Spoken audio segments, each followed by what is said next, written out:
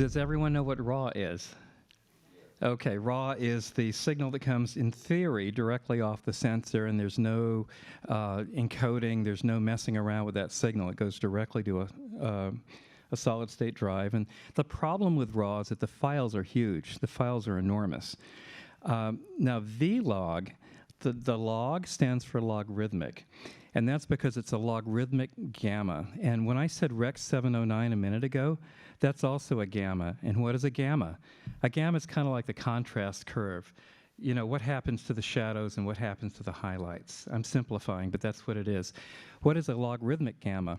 It's a gamma that mimics motion picture film, meaning that in Rex 709, the highlights get chopped off. If you go above a certain value, it just burns out. And you're really familiar with this look. It's the video-ish thing about 709. If you switch to a log gamma, however, it mimics motion picture negative, and the look of a raw V-log, in this case, V-log, right, for Vericam log. Correct. It looks like it's milky. If you look at the monitor, it looks milky, like you're looking through a scrim or something. And no producer generally likes that or understands that. And that's because it takes about a 14 or 15 stop range of tonal values, and it squeezes it down into something that the video signal, which is a video signal, can capture.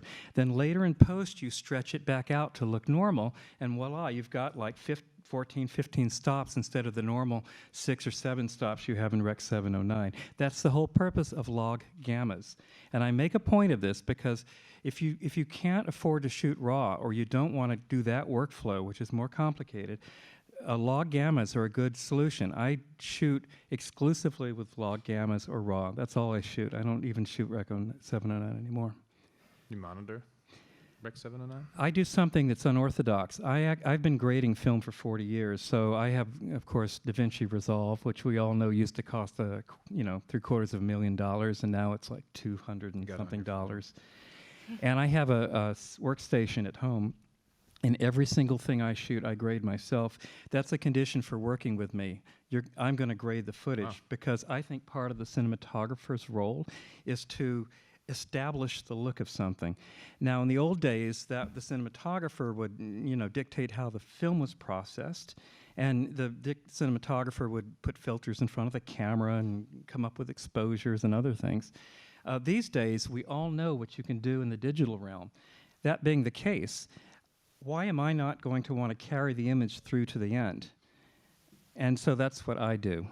So I don't care so much. I shoot with a log gamma most of the time, and then later on, and I know what I can do. If I'm really dark or in the mud or something, I know what I can do with DaVinci Resolve in terms of noise reduction. Mm-hmm. So I know where I am, and so later on, I'm the one who's the arbiter of the way the image looks, which is going to bring up a discussion of ACES, which is the Academy Color Encoding System, but we're not quite there yet. We'll get there in a moment.